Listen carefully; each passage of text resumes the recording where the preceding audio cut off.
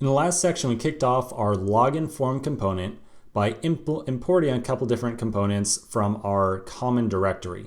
You'll notice here that condensing this down to a single line is just fantastic, saves us a lot of space here.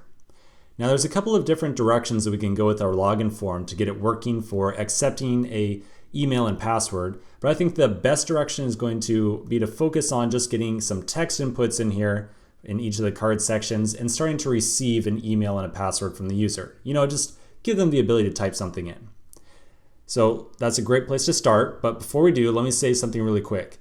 Handling text inputs is a little bit of a pain with React Native. Okay, it's a little bit of a pain.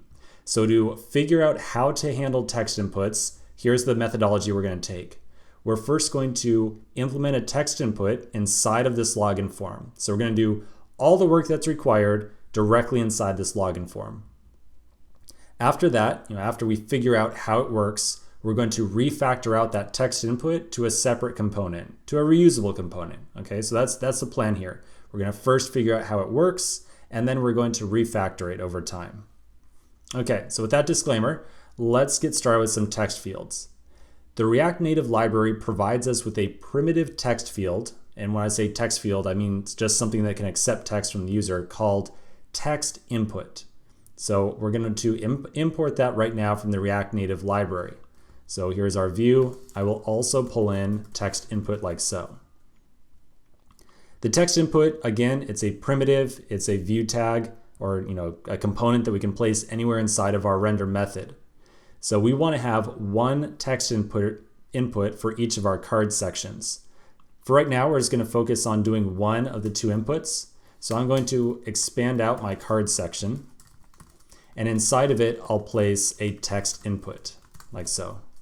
Okay, so here is kind of difficulty number one with text inputs, and let me tell you, there's more than one. Difficulty number one is that text inputs by default do not have a set height and width. By default, they behave just like the image tags that we saw earlier. They render with a height and width of 0, and they also have 0 styling in general. So if we just went and refreshed our simulator right now, we would not see anything pop up on the screen. So to just get our text input to be visible, like just visible, we're going to add on a style tag, or a style prop, excuse me, and we'll give it a hard-coded height of 20 and a width of 100. Okay, so this is just to get the darn thing visible. So let's flip open our simulator now, and you'll see that our card section, the first one, now appears to have a little bit of height to it. If I click all the way to the left, if you click in the middle, it won't work. You have to click all the way to the left. We can then start to type. So, okay, it looks like we are able to accept some amount of text here. So we're definitely going in the right direction. Let's take a short break and come back and talk a little bit more about exactly how text inputs work with React Native.